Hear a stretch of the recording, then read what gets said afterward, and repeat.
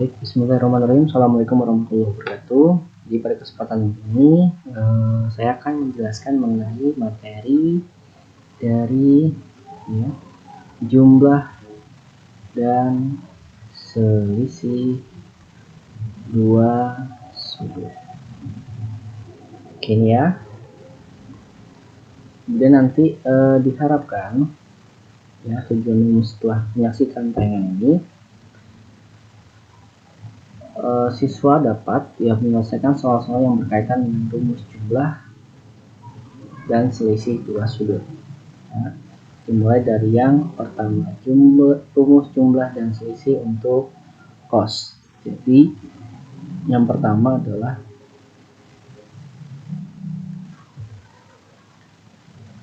rumus selisihnya ya. Jadi di sini ada cos alfa dikurang beta, di mana ini adalah selisih pengurangan, maka di sini adalah cos baru sin.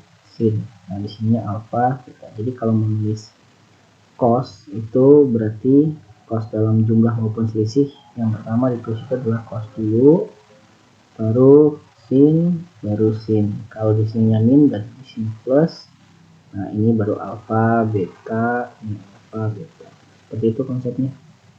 Kemudian selanjutnya untuk penjumlahan, jadi sama saja ya. Yang berubah adalah ini ya. Kalau ini min berarti ini plus, kalau ini plus berarti ini min. Sama ini cos.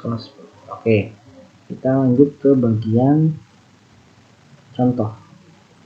Tentukan nilai cos 165.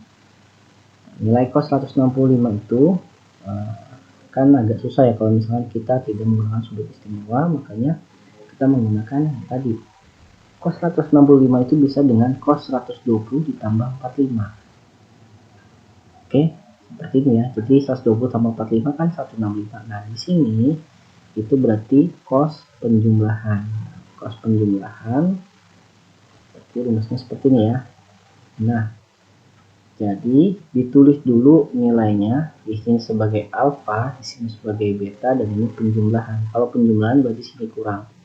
Cos sin tapi dikurang. Nah, alfanya berapa? Di sini kan cos alfa, cos beta, cos sin alfa, sin beta, di mana alfanya 120, betanya 45. Dikurang ya, mengikuti seperti ini. Oke, kemudian selanjutnya, nah jadi cos 120 itu nilainya adalah min setengah. Kenapa? Karena dia kebalikan dari 60. Nah di sini kalau misalkan dia 60 derajat itu cosnya adalah nilainya setengah, maka kebalikannya untuk nilai dari 100 dari sini ya, dari sini 120 derajat berarti dia adalah min setengah. Kenapa min setengah?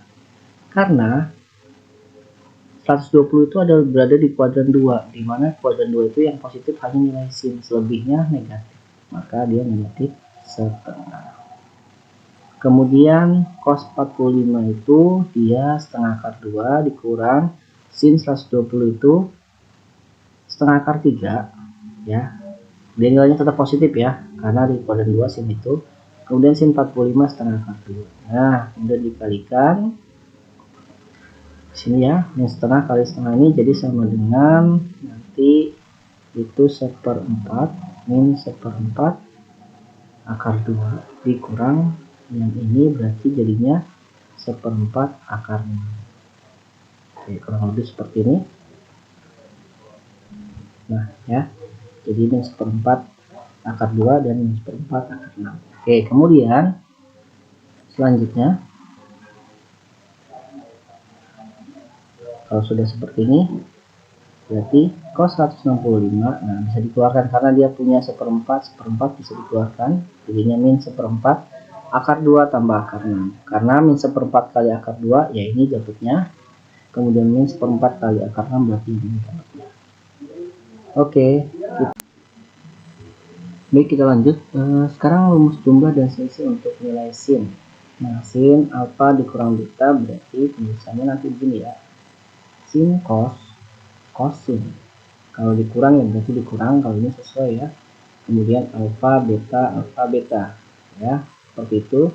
Kemudian yang kedua, kalau misalkan dijumlah, hasilnya adalah sin cos, kosin sama, tapi ininya juga sama ya, penjumlahan penjumlahan.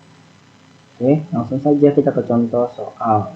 Tentukan nilai dari sin 15. Nilai sin 15 itu bisa kita ambil dari selisih ya, rumus sudut istimewa trigonometri, ambil 2, kemudian dikurangkan hasilnya 15 berapa.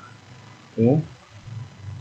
Nah, di sini saya mengambil 45 dikurang 30. Nah, ini kan berarti dari sin ya dalam kurung alfa dikurang beta. Oke, dimana nanti akan menjadi sin kemudian cos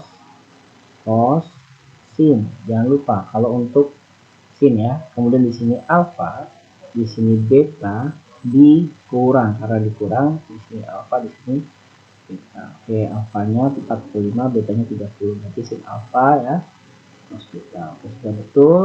Kemudian di sini sama dengan ya, untuk sin 45 itu berapa? Nah, terus dulu.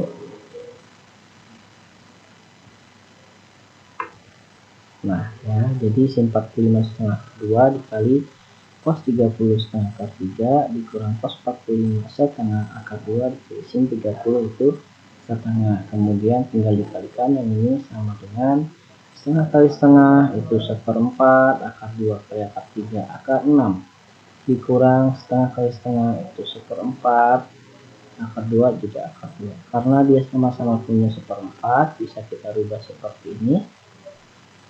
1/4 dalam kurung akar 6 dikurang akar 2.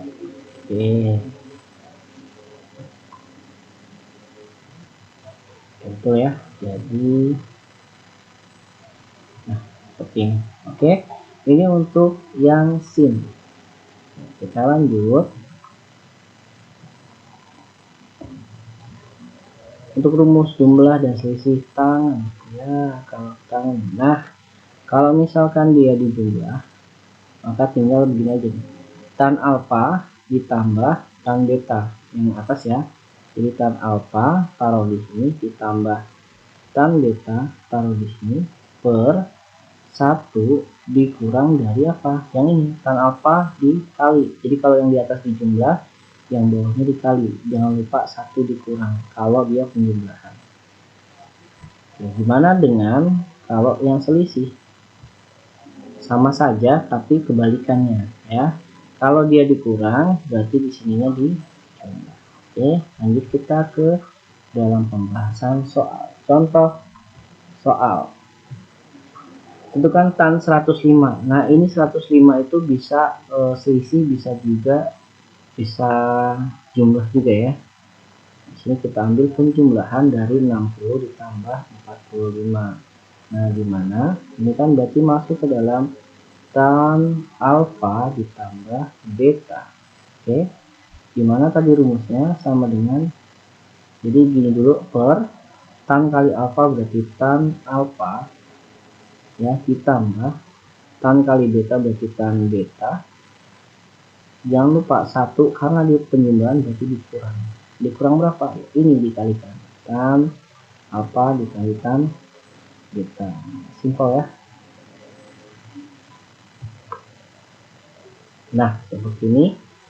Jadi tan alfanya itu 60 taruh, betanya itu 45 taruh, kemudian tinggal ditaruh ke bawah juga sama ya.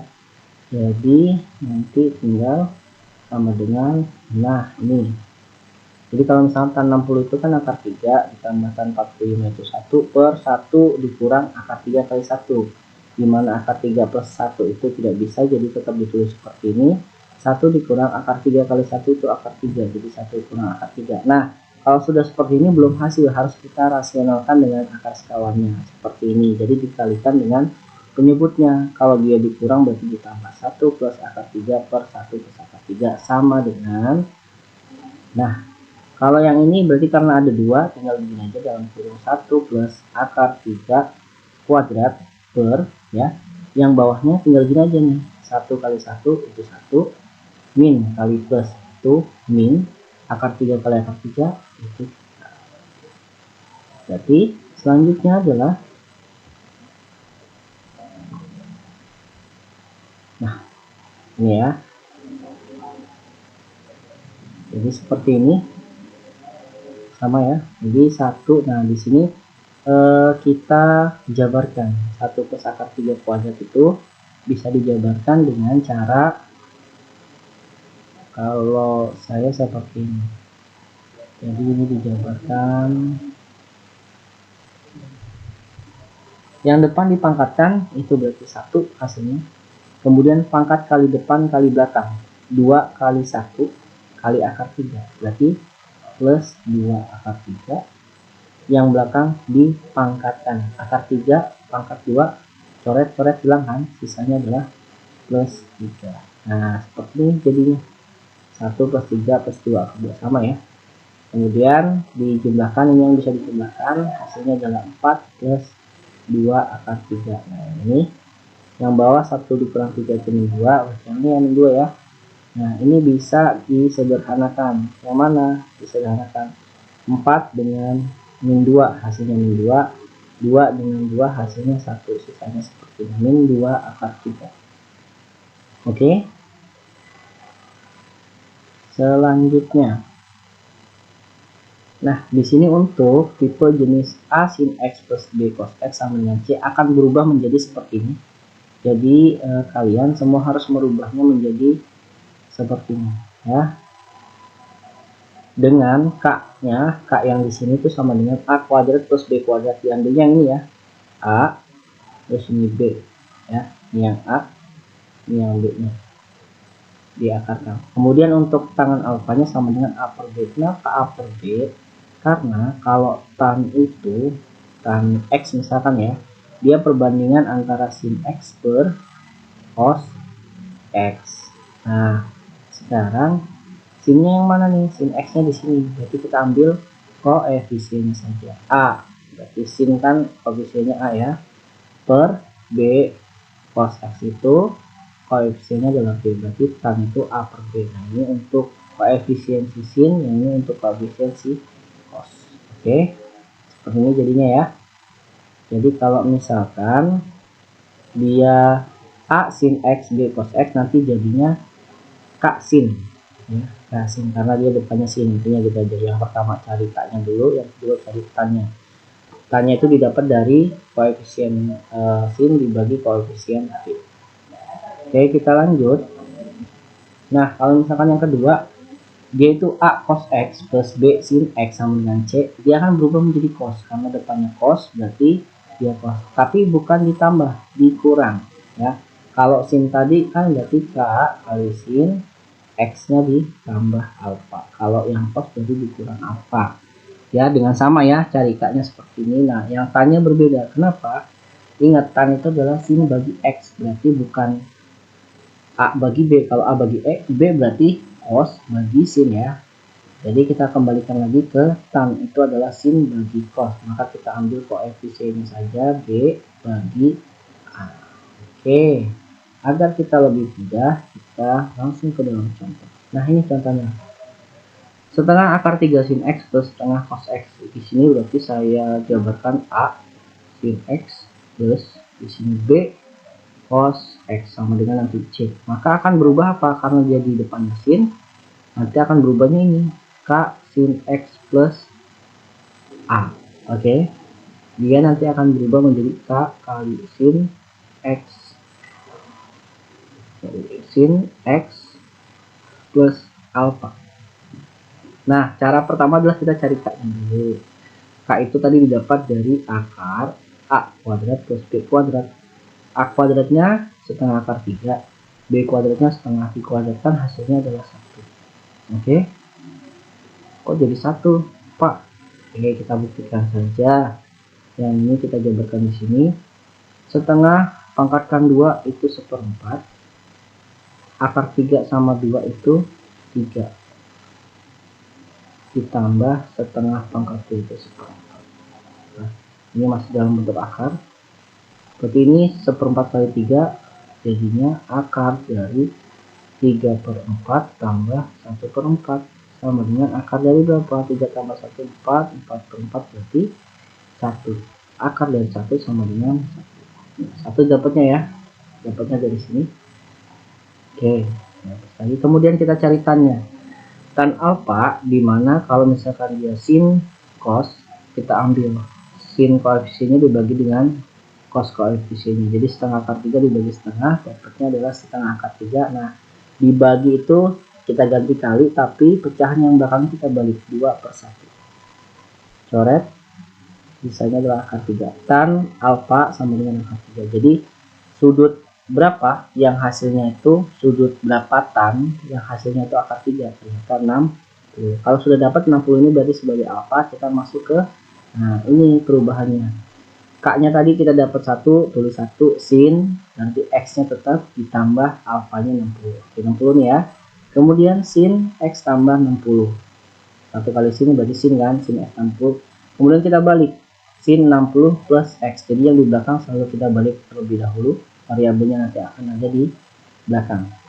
Nah, untuk sin dalam Kartesius itu nilai positifnya ada di kuadran 1 dan kuadran 2. Maka kuadran 1 itu kita tinggal masukkan saja 90 dikurang. Jadi ya, jadi ini sin. Nah, karena kuadran 1 berarti 90 dikurang dengan yang ini. Oke, berarti 60 plus X. 90 dikurang 60 itu 30. 90 sama ini ya, ini saya buka berarti kan begini jadinya. 90 min 60 min X. 90 kurang 60 itu 30, kemudian sisanya adalah X. Nah, ini yang pertama, sin 30 dikurang X. Oke, selanjutnya untuk kuadran yang kedua itu berada di 180, berarti tinggal 180 dikurangkan dengan yang ini, berarti 180 kurang 60 itu 120, min sama plus jadi min, jadinya 120 min X. Nah, ini untuk nilai SI. Kalau misalkan untuk mencari pilihan ganda, tinggal dipilih saja yang memenuhi yang mana. Kalau ada yang 30 min X berarti ini jawabannya, kalau ada yang 120 min X ini jawabannya. Baik, itu saja untuk pemaparan materi. Nah, ini mudah-mudahan bisa dipahami ya. Kemudian nanti kita akan melanjutkan lagi untuk materi berikutnya. Mudah-mudahan ilmunya bisa diserap oleh kalian. Tetap semangat dalam pembelajarannya. Sekian, assalamualaikum warahmatullahi wabarakatuh.